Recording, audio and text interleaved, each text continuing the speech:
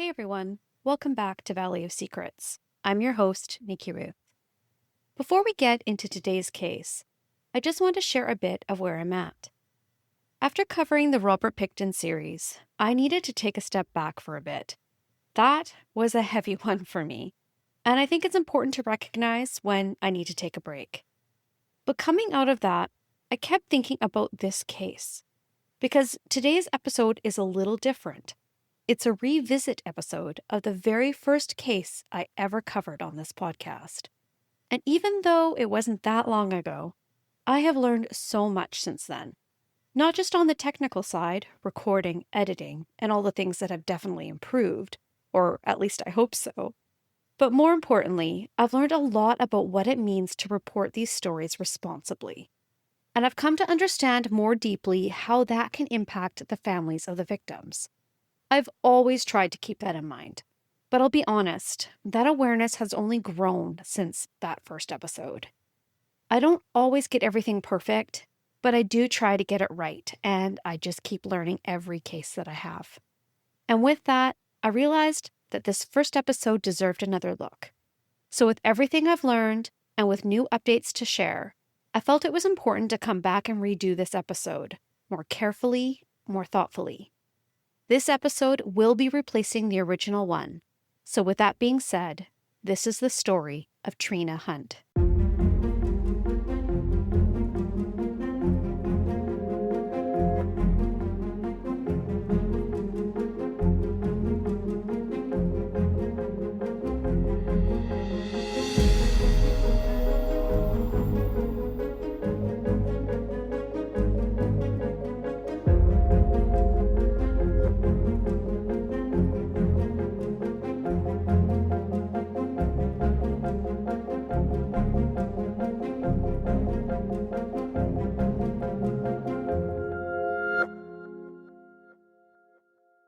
It's January 18th, 2021, around 4:30 in the afternoon. Ian Hunt pulls up to his home in the Heritage Mountain neighborhood of Port Moody, a home that he shares with his wife, Trina Hunt. Nothing seems out of place, at least not at first. He walks up to the front door and lets himself in, but right away, something feels off. The door is unlocked. Trina's wallet, keys, and her phone are all sitting right there, untouched. But Trina? She's nowhere. He checks the garage, and her car is still sitting there. So wherever she is, she didn't drive. And then just 30 minutes later, at 5 p.m., a call comes into the police department. Trina Hunt is missing.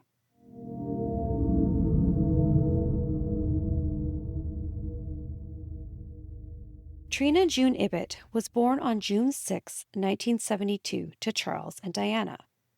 She grew up alongside her brother Brad, who describes her as always having a knack for making people feel loved and special.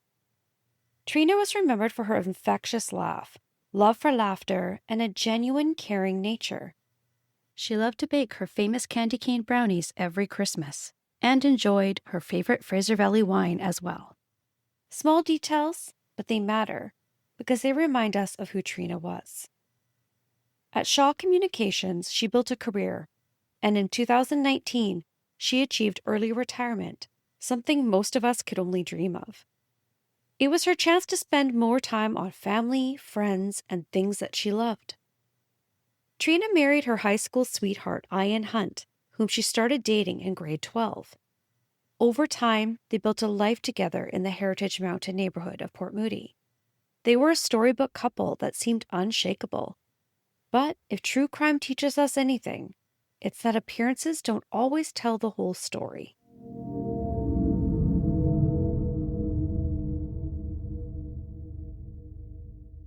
Tucked at the eastern end of Burrard Inlet, Port Moody is often called the City of Arts.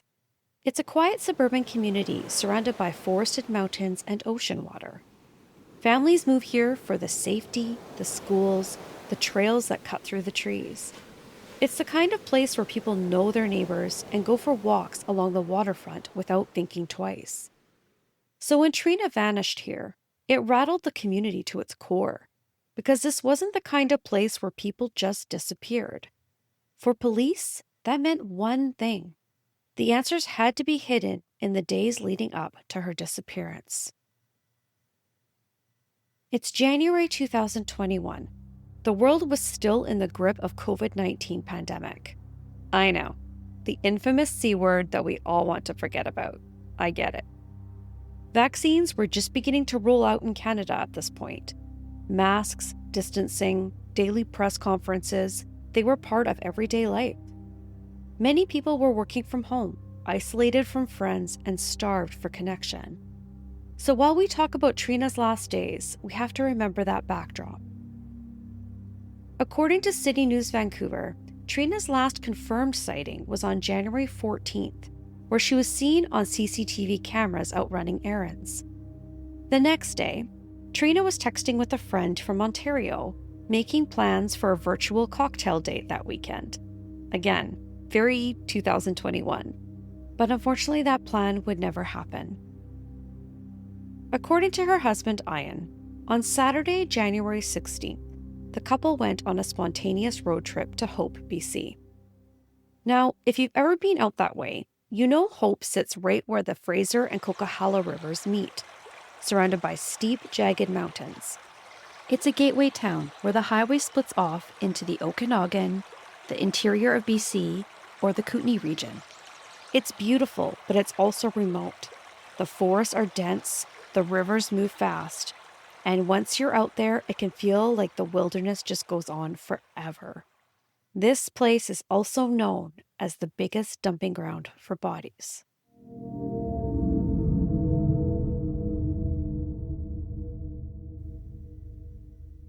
According to Ian, he and Trina were taking a spontaneous trip that day to a campground that they used to visit in their 20s in Hope, BC.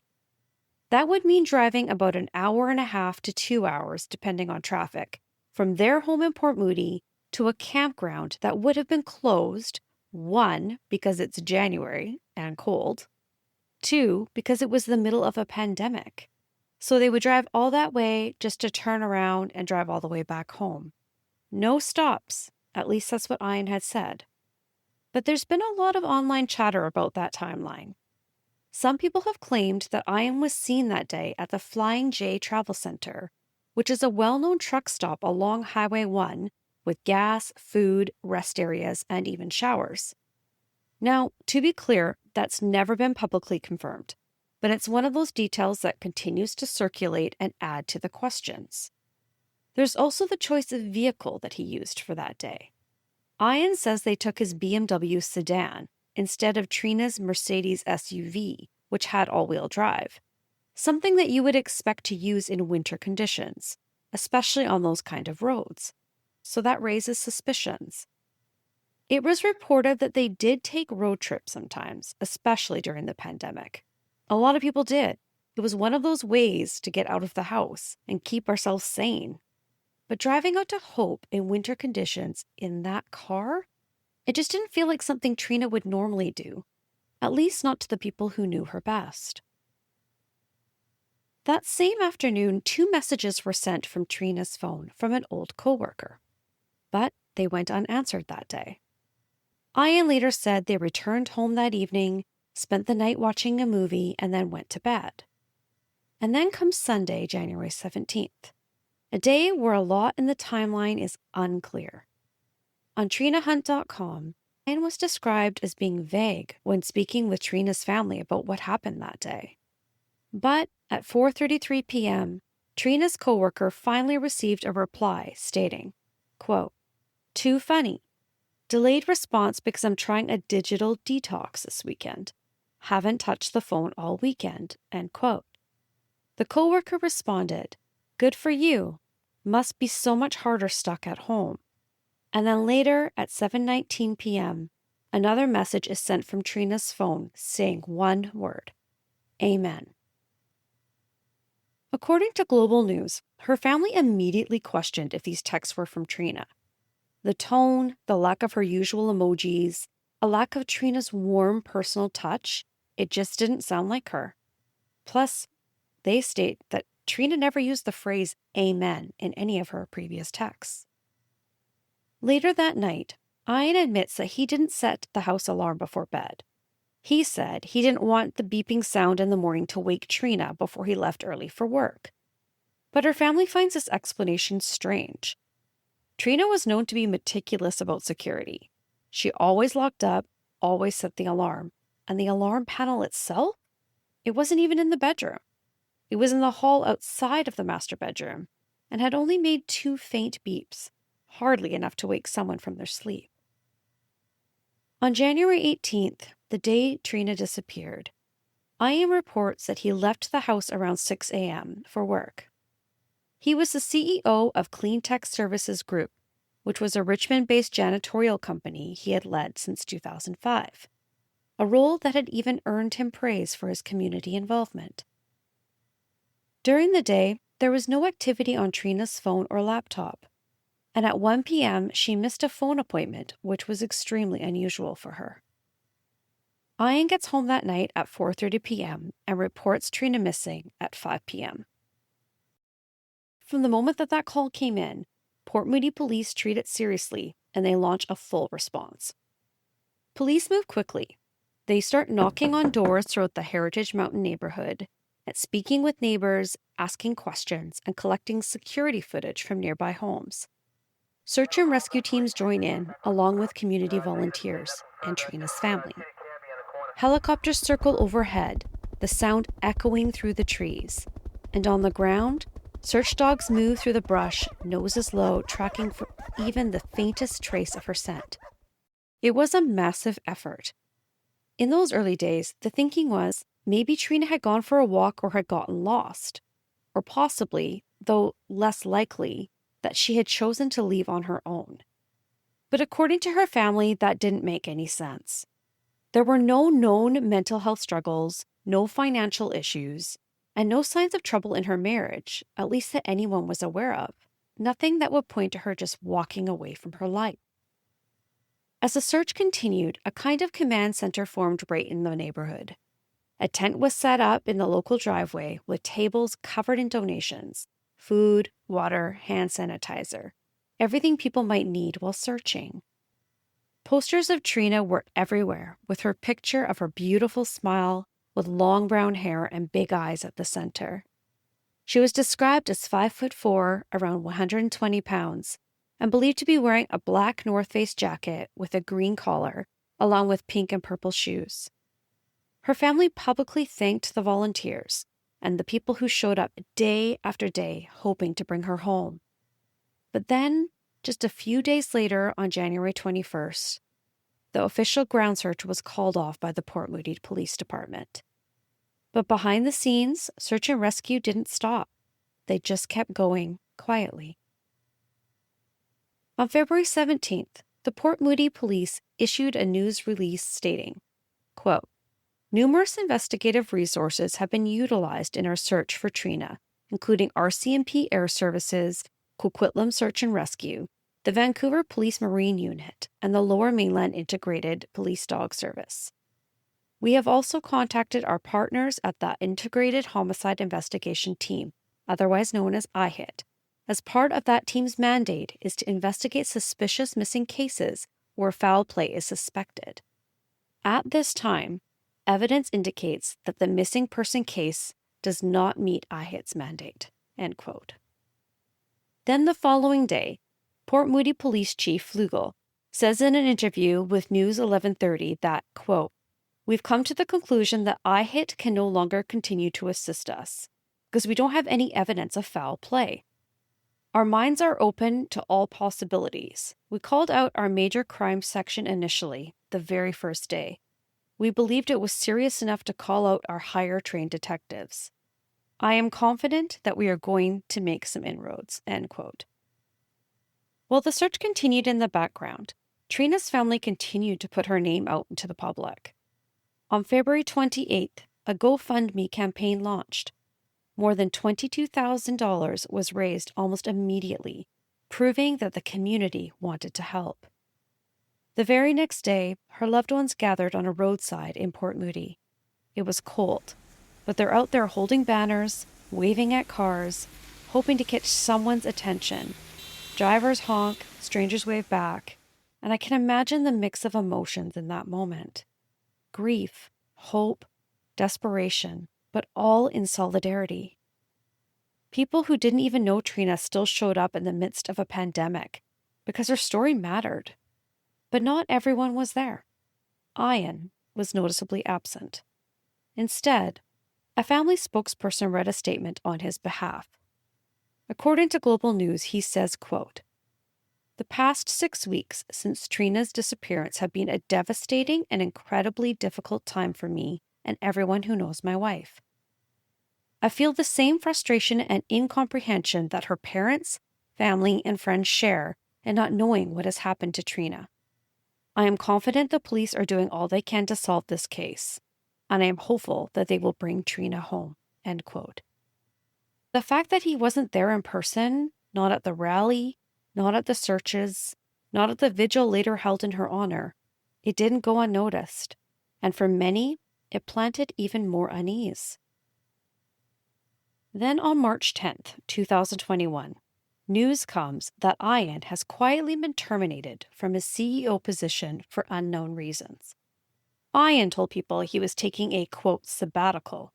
However, all mention of him is scrubbed from the company's website and social channels, which doesn't sound like a sabbatical to me. On March 29th, 2021, at 10 a.m., everything changed, as news spread that human remains had been found near Hope, BC, but it would take weeks for police to identify who they belonged to.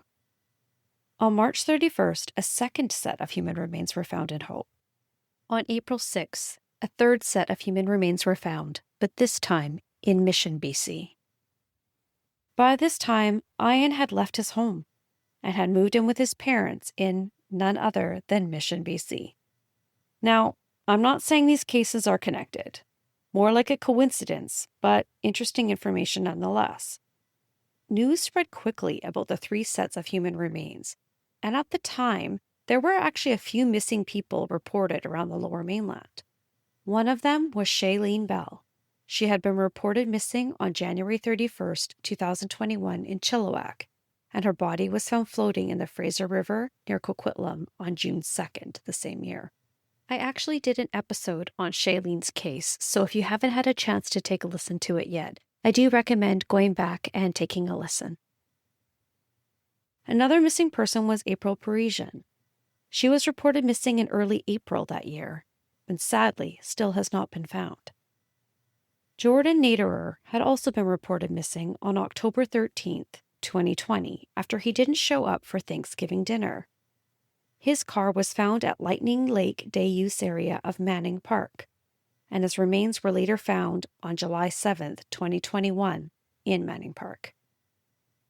But at the time, all of these families were holding out hope that one of these remains could be their loved one, while also fearing that it could be their loved one. What a mix of emotions that they must have been feeling in those moments. On April 18th, Trina's family and close friends held a candlelight vigil for her at Rocky Point in Port Moody. Ian was not in attendance. There's a YouTube video of it in my source list for those that are interested in watching it. It is a bit hard to hear, but it was an amazing tribute to Trina nonetheless. Then on May 1st, 2021, news came that every parent fears. The Royal Canadian Mounted Police confirmed that the first set of remains found in Silver Creek near Hope was 48-year-old Trina Hunt. The third set found in Mission belonged to a 23-year-old from Saskatchewan named Brandon Sigbo. The second set of remains I couldn't find any information on. But this is the moment that everything shifted in this investigation. What began as a missing persons case now became a homicide, and IHIT takes over immediately. In the weeks that follow, Trina's family refuses to let her case fade. On June 1st, they announce a $50,000 reward for any information that could bring answers. But here's what catches people's attention. Neither Ian nor his family contributed to the fund, not even $1.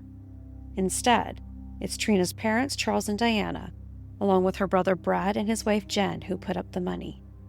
They're the ones carrying the weight, determined to keep the search for justice alive. And I can't help but think, if it were your spouse who vanished, wouldn't you be the first in line to add to that reward? Wouldn't you want every possible lead to come forward? Posters started going up again, but this time, they don't just show Trina's smiling face. They show photos of both her and Ian, along with images of their cars. On the posters, Ian issues a public appeal to hunters, travelers, residents, and visitors in the Hope area, asking anyone who was there between January 16th and 18th to check their dash cams, trail cameras, and security systems for any sign of Trina or of Ian. It's a very public signal that investigators are looking at every angle, including those closest to her. Due to the case now being a homicide, Port Moody police conduct simultaneous search warrants at Trina's home and Ian's parents' home, where he had been residing for much of the time since Trina disappeared. Both of their vehicles are seized.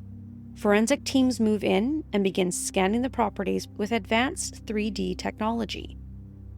According to Global News and Tri-City News, this kind of forensic 3D scanning allows investigators to capture a perfect digital replica of a home. Every wall, every mark, every detail frozen in time. It's not a tool that they use lightly. You bring that level of tech in when you believe even the smallest trace could matter. Another reality point here is police almost always start closest to home in homicide cases. Spouses and partners are scrutinized first, and there's a reason for that.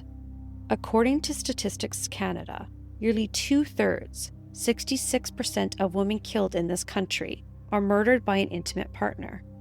In 2020 alone, almost half of female homicide victims were killed by somebody they trusted most, often a spouse. So when investigators focus on Ian, it isn't unusual, it's procedure, and it's where the numbers are pointing. Almost a year passes. Then on June 3rd, 2022, Ian Hunt is arrested at 38 Hawthorne Drive at 4 p.m. Neighbors watch from their windows, and the news spreads instantly. For Trina's family and for the community, it feels like the moment everyone has been waiting for. Finally, this is it. Maybe justice is about to begin. But then the very next day, Ian is released with no charges laid. Can you imagine the whiplash? To go from hope of an arrest to the devastation of release in just 24 hours? It's the kind of roller coaster no family should have to endure. And once again, Trina's family is left standing in limbo. Desperate for Trina's killer to be brought to justice, her family renews the $50,000 reward, asking for any information that could lead to the arrest or laying of charges on the individual responsible. Then in October 2022, Ian Hunt puts up his shared home with Trina for $2.38 million and sold it for $1.925 million in May 2023. The listing sparked outrage among the social media community, as Trina's murder still remains unsolved.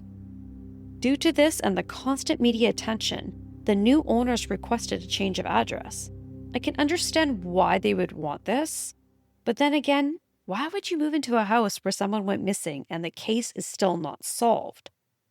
In order to change the address, the new homeowners were required to pay a $625 fee, which they actually asked the city to waive and were denied.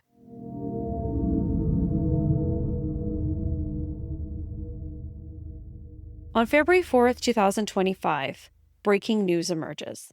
A charge has finally been laid in the case. But it was not the outcome the family or the community had been hoping for. Law enforcement publicly confirmed that Ian Hunt had been charged with indignity to human remains. In Canadian law, an indignity to human remains charge means that someone is accused of improperly interfering with, disposing of, or treating a dead body in a way that is disrespectful, offensive, or intended to conceal the cause of death. It does not require proof that the person caused the death, only that they mishandled the body afterward.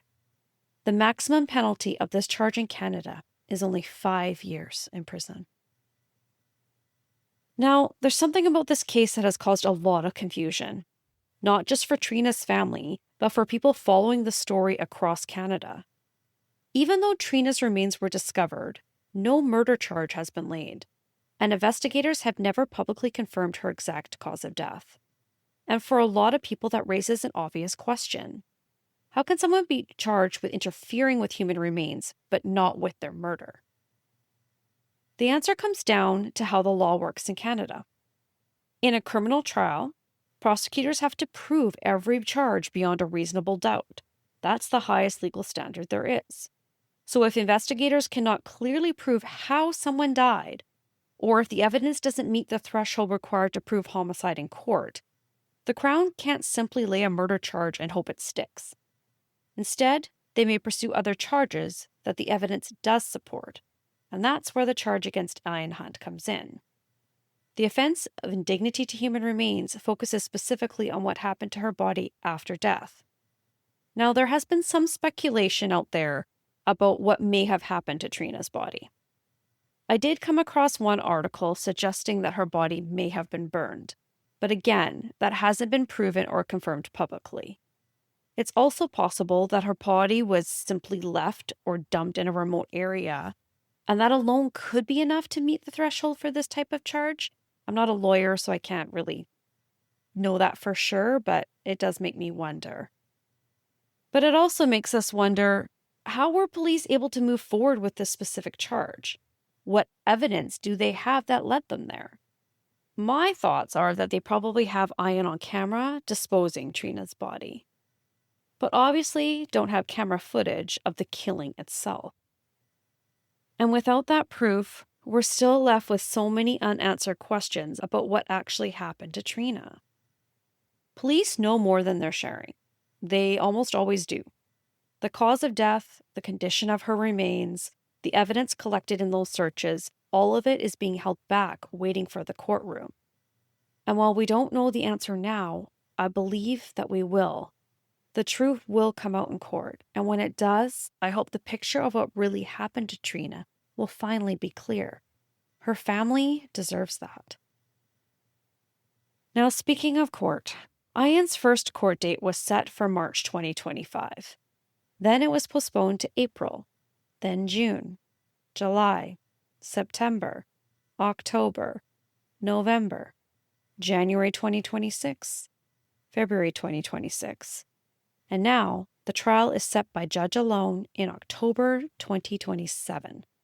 That is 2.5 years after he was initially charged, which has caused a lot of frustration and discussion among Trina's family, friends, and the public who want justice for Trina. The question is why? Many Canadians have heard about the 18-month rule set out by the Supreme Court of Canada after a decision known as R versus Jordan. That ruling created general limits on how long criminal cases should take to reach trial. But the reality is that rule isn't just simple. Legal experts say certain periods of delay don't count toward that timeline. For example, if the defense requests more time to prepare or scheduling conflicts delay proceedings, those months are often excluded from the calculation. In other words, a case can appear to go beyond the 18-month guideline while still being considered legally acceptable. And cases like this one are rarely simple. The investigation into Trina Hunt has involved years of searches, forensic analysis, evidence collection, and legal proceedings. Court records show that there have actually been 29 court appearances connected to this case, which means that for Trina's family, the wait for answers is not over yet. As for Ian, he has been free to live his life since Trina's death. There has been speculation that he moved to the interior of BC for a time, but now it is believed he lives near Sasquatch Mountain between Mission and Agassiz, BC. There was also speculation and a bunch of online chatter that Ian was having an affair with a coworker from Clean Tech, which could be a motive for murder. I will state that none of this has been publicly confirmed. This is just speculation and online chatter. Before we end today's episode, I want to take a moment to bring the focus back to the person at the center of the story, Trina June Hunt. Because it's easy in cases like this to get caught up in the investigation, the court dates, the legal terms, and the unanswered questions. But behind all of that was a real woman whose life mattered deeply to the people around her. She has made all of us here in BC fall in love with her. When we see that smiling face, we want justice for Trina. She wasn't just a name in a headline. She was a daughter who was loved by her parents, a sister who meant the world to her brother, a friend who people say had a way of making everyone feel welcome. She had her traditions, like baking her candy cane brownies or enjoying wine with her friends. And after years of hard work, she had finally reached a point in life where she could slow down and enjoy it. And that future was taken away from her. What happened to Trina is still not fully known. There are questions that remain unanswered and a family that is still waiting for the truth. But one thing that is clear is that the people who loved her refused to let her be forgotten. They continue to show up. They wear purple ribbons, which was her favorite color, and they hold signs and speak her name, making sure she's not forgotten. They continue to push for justice. And until the full truth comes out, her family and her community will keep holding on to hope that one day they will finally get the answers they deserve. If you know anything that could help bring answers in Trina Hunt's case, please call the iHit tip line at 1-877-551-4448. Thanks for tuning in to the revisit episode of the Trina Hunt case. Join me in 2 weeks for a brand new episode. If you enjoy this podcast, please consider leaving a 5-star review on Apple Podcast or Spotify. It really does help get the word out. And if you'd like to support the show, I would really appreciate it if any of you would contribute a small monthly donation. No pressure, just letting you know it's available. The link is in my bio on social media, or it's in the episode notes. Every little bit is appreciated, and it does help keep this podcast going. You can also find photos and additional content from this case and other cases on Instagram and Facebook at Valley of Secrets Podcast. Until next time, stay safe, stay aware, stay curious.